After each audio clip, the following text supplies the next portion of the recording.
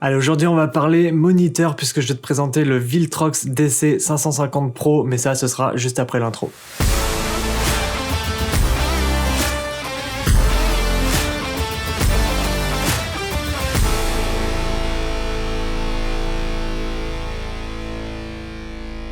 Alors ça fait un moment que j'ai pas parlé de moniteur sur la chaîne, la dernière vidéo était à propos de l'Atomos Ninja 5, elle date de novembre 2021 donc ça commence à dater. Alors c'est vraiment un moniteur que j'adore, que j'utilise vraiment tout le temps sur mes prods vidéo et également sur mes vidéos YouTube. Et d'ailleurs la dernière mise à jour m'a vraiment fait adorer cet outil, mais c'est vrai qu'il existe d'autres modèles sur le marché beaucoup plus abordables qui selon moi méritent d'être mis en avant. Alors celui que je vais te présenter aujourd'hui c'est celui-ci, le DC550 Pro de la marque Viltrox.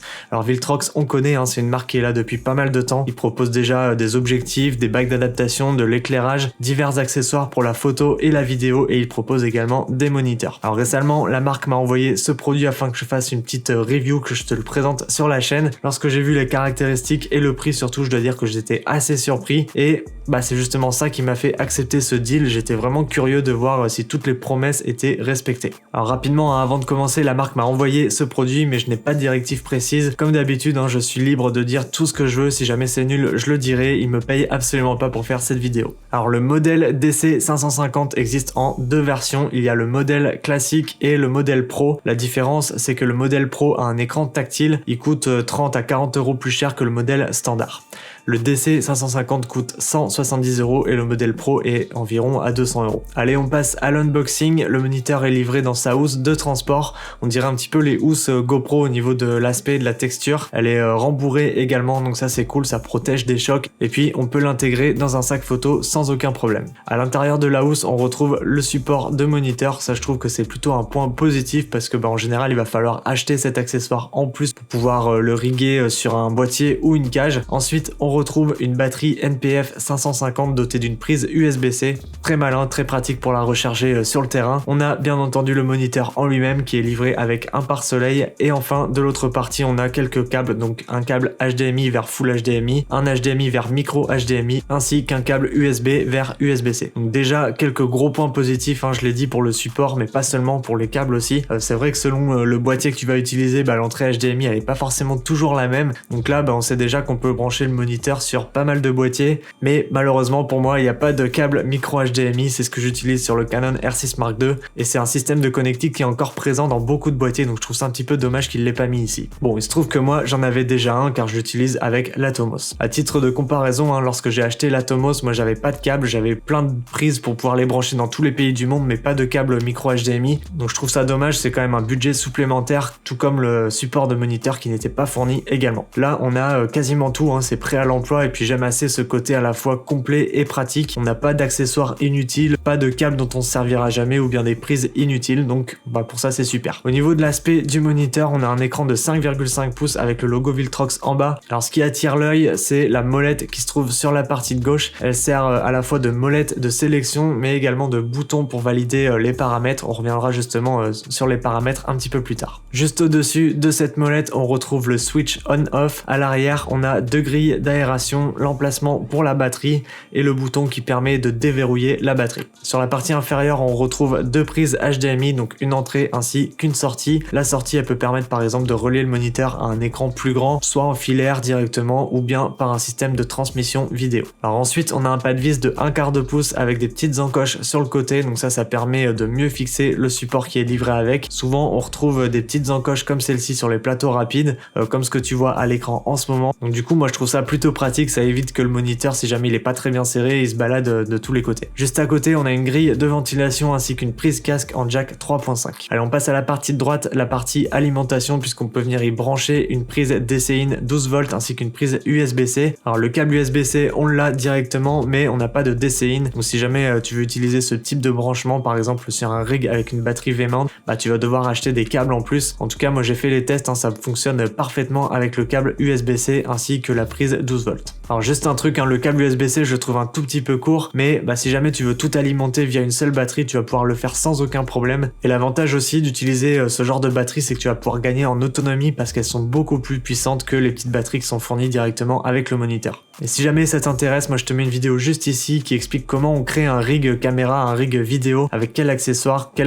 on choisit, et il y a bien évidemment tous les liens dans la description. Autre avantage de ce moniteur, c'est qu'on retrouve également un pas de vis 1/4 pouce sur la partie de droite, ce qui permet de l'utiliser au format vertical. Et ça, je trouve que c'est quand même assez rare et plutôt pratique lorsqu'on veut shooter du contenu pour les réseaux sociaux. On a directement le rendu en 9/16 sur un moniteur plus grand que l'écran du boîtier. Allez, on passe à la partie supérieure du moniteur. Ici, on a un emplacement pour insérer une carte SD, donc ça peut être cool pour utiliser des LUT par exemple ou bien effectuer des mises à jour. On a également 4 boutons, donc 3 boutons fonction et un bouton retour en arrière. On peut assigner une commande à ces boutons et customiser le moniteur vraiment comme on en a envie. Donc le mieux pour ça, c'est de passer au test. Là, j'ai branché le moniteur sur mon Canon R6 Mark II avec le câble micro HDMI non fourni. À savoir que le moniteur supporte une cadence de 30 Hz en 4K, donc pas de 4K 60 ni 4K 50. Ça basculera le moniteur directement en Full HD pour ce genre de cadence. Alors par défaut, lorsqu'on allume le Viltrox DC550 pour la première fois, on a le bouton F1 qui est paramétré sur l'affichage de toutes les waveforms. Donc ça va recroper directement l'image et nous proposer toutes les waveforms disponibles. Le bouton F2, il va être assigné aux fausses couleurs et le bouton F3 sur l'affichage de tous les paramètres. Alors on peut par exemple afficher en simultané les fausses couleurs ainsi que les waveforms ou bien n'en choisir qu'une seule selon ce que tu as l'habitude de faire. Donc pour paramétrer ça, c'est vraiment très simple, il faut aller dans les menus ou bien si jamais tu as la version pro, tu double tapes sur l'écran tactile, ça te fera apparaître directement la barre de menu. Et pour accéder au paramétrage des boutons, ça se passe sur cet onglet à droite et dans F-Key juste en bas. Ensuite, tu sélectionnes le bouton que tu veux, par exemple moi je vais choisir F1 et je vais assigner Lumia Histogram. Une fois que c'est bon, je clique sur OK et voilà. Tu vois ici que si je clique sur F1, j'ai bien mon histogramme. Si je clique sur F2, j'ai toujours mes fausses couleurs qui viennent s'ajouter. Donc ça pour moi c'est vraiment un des gros points forts quant à l'utilisation de ce moniteur, c'est qu'on peut vraiment accéder très rapidement à des outils hyper pratiques. Et en plus de ça, il n'y a aucune latence, il n'y a aucun délai entre le moment où j'appuie et l'affichage de ces outils, comme ça peut être parfois le cas sur d'autres modèles. Alors bien sûr, tu peux paramétrer d'autres outils, tu peux choisir parmi les nombreuses propositions de dispo. Alors concernant les informations présentes sur l'écran, on a 4 icônes en haut à gauche. La première icône, elle sert à afficher les différentes aides à l'exposition dont on pourrait avoir besoin pour effectuer nos réglages. On a également la barre de volume qu'on peut choisir de mettre sur l'écran ou non. Donc pour ça, c'est très simple, il suffit de sélectionner l'outil qu'on souhaite et on vient activer ou désactiver l'affichage. C'est assez simple à prendre en main, il n'y a vraiment pas besoin de chercher où sont les éléments, on les voit direct et ils sont très facilement accessibles. Ensuite, on a les onglets 3D LUT et LUT Table. Alors l'onglet 3D LUT, c'est le mode d'affichage de la LUT et dans LUT Table, c'est ici qu'on va pouvoir sélectionner la LUT qu'on souhaite appliquer. Alors attention, ce moniteur supporte uniquement les 3D LUT, pas les LUT en point cube. Alors par défaut, on a des LUT directement intégrés dans le boîtier, mais si jamais tu veux intégrer tes propres LUT,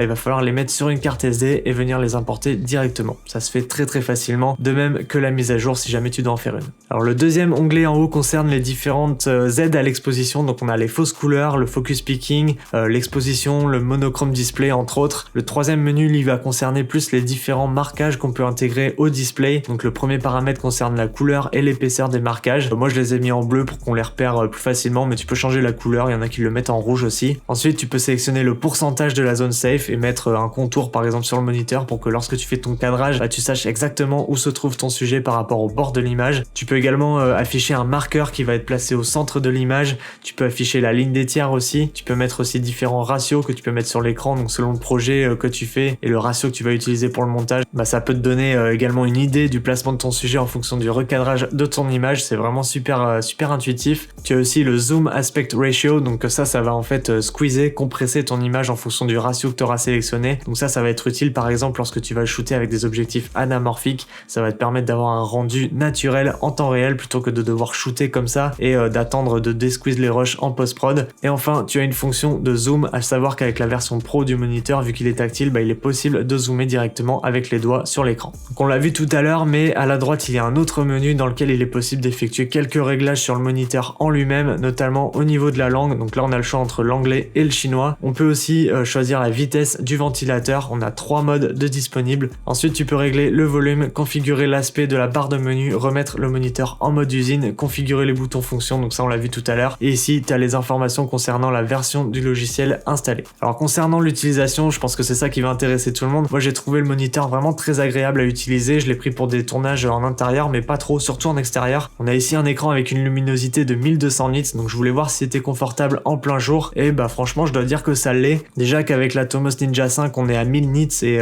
moi je trouve ça déjà pas mal. On voit beaucoup mieux les détails, surtout en plein soleil, en plein jour. Et en plus de ça, bah, on a un pare-soleil, ce qui est vraiment top également et se déplie très facilement. Autre avantage de ce moniteur, c'est sa légèreté. Là, je l'ai utilisé avec le R7 et le 35 mm. On est sur un setup assez simple, assez léger et l'utilisation est vraiment top, que ce soit sur trépied, à la main ou même sur un stabilisateur, ça tiendra sans aucun problème. D'ailleurs, je te laisse un petit tableau, un petit comparatif entre les différents poids entre le Viltrox et l'Atomos.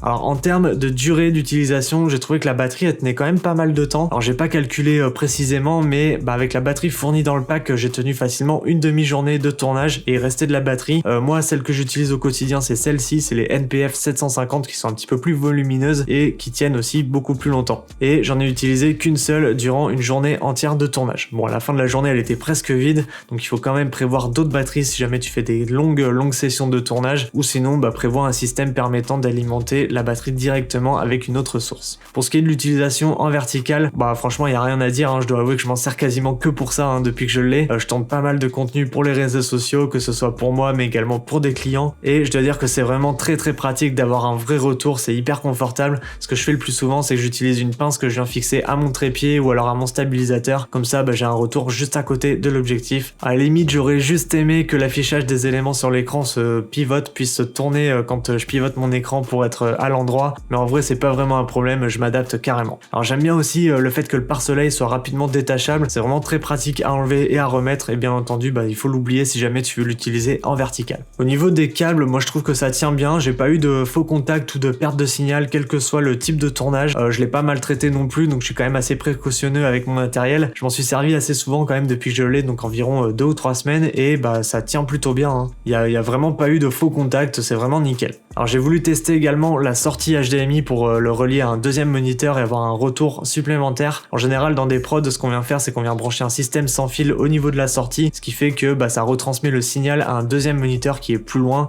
Ça va être un retour en général pour le client ou le réal. Moi personnellement j'en ai pas, donc j'ai fait à l'ancienne en mode câble. D'ailleurs si jamais ça t'intéresse que je teste des systèmes de transmission comme ça dans des futures vidéos, n'hésite pas à me le dire dans les commentaires. Donc du coup ce système il fonctionne plutôt pas mal. J'ai même remarqué que l'affichage est plus rapide sur l'Atomos que sur le Viltrox. Ce qui est quand même assez bizarre, le Viltrox est quand même entre les deux, ça se joue en quelques millisecondes, mais c'est quand même assez important à noter. Après, ça fonctionne quand même très bien, j'ai pas grand chose d'autre à dire à propos de l'utilisation en tant que telle.